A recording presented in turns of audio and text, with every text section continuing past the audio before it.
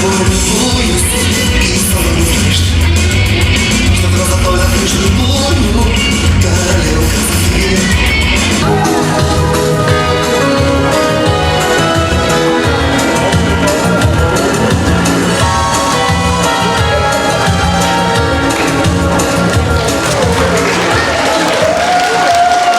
Спасибо.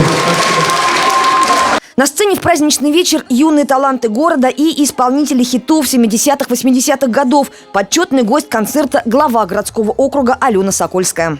И мне очень хочется каждому из присутствующих в этом зале, и девочкам, и мальчикам, и взрослым, и совсем еще детям пожелать самого главного – это тепла и любви в душе. А когда в душе тепло, светло и есть любовь, когда живет любовь в твоей душе, ты не сможешь, ты не способен на плохие поступки. А значит, небо будет мирным, будет сходить солнышко, зеленеть трава, будем рожать детей. И, конечно же, будем просто жить и радоваться этой жизни.